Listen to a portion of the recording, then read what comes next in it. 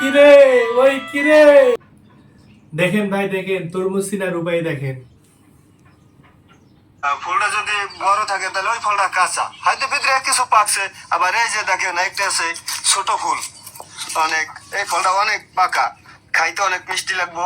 মানে যেই ফলের এই যে ফুলগুলার এইগুলো বড়, এগুলো হচ্ছে মিষ্টি কম, মিষ্টি কম, পাকা কম। আর যেইটা ফুলটা এই যে ছোট, এই ফলটা পাকাও বেশি এবং খাইতেও মজা।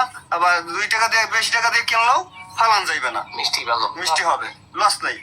ওকে, ধন্যবাদ, অসংখ্য ধন্যবাদ। চলেন বাজার থেকে তরমুজ নিয়ে এসে পরীক্ষা করি। আমরা অবশেষে চলে আসছি তরমুজ বাজারে। আসেন, আপনাদের মনে আছে তো বড় ফুল আর ছোট ফুল? এই যে বড় ফুল,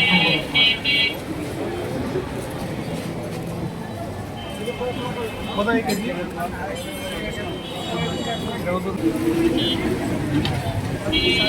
এই যে ছোট ফুল।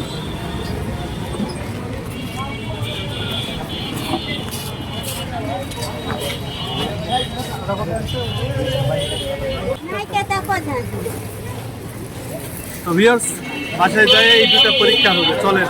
অবশেষে বাসায় চলে আসলাম, এখন দেখি এই দুইটা পরীক্ষা করি, কোনটা লাল আর কোনটা সাদা। আসুন আমরা পরীক্ষা করি।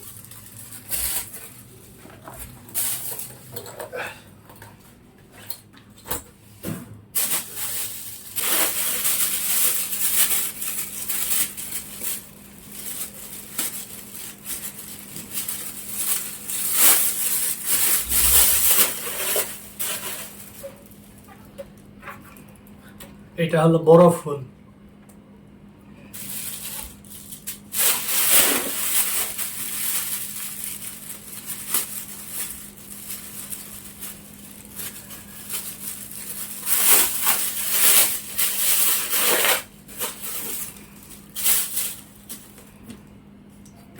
এটা হলো ছোট ফুল।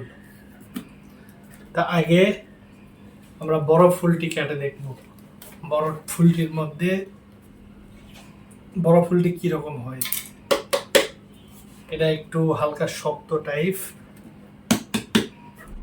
হালকা এটা ভিতরে থাপধাপ করেছে।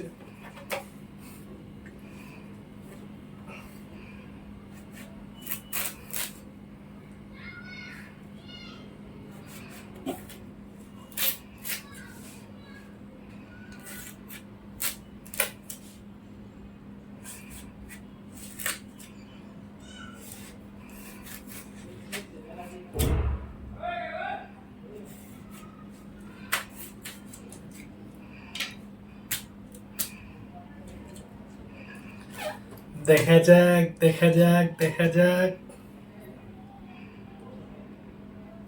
এটা কি।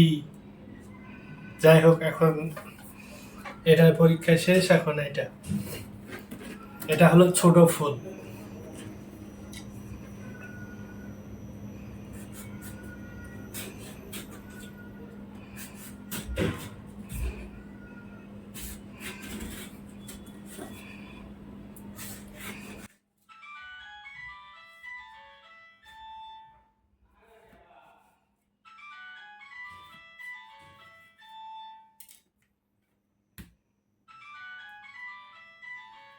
এই যে ওই কিরে, ওই কিরে, ওই কিরে,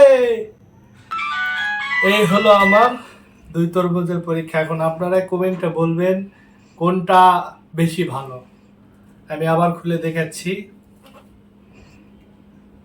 এই যে ভিউয়ার্স, আপনারা তো সবই দেখলেন। আসলে এই আপনার তরমুজের বড় ফুল, ছোট ফুল বা তরমুজের গা দেখে এসব আসলে কিছুই না। আপনারা ভালোকে তরমুজ দেখবেন, বাজারে গিয়ে তরমুজ দেখবেন যে ভিতরে একটু হালকা মানে শব্দ হবে, মানে এভাবে বাড়ি দিলে হালকা একটু আপনার থপথপকে শব্দ হবে। যারা বেশি হবে ওটা নেবেন না, ওটা ফাঁপা হবে।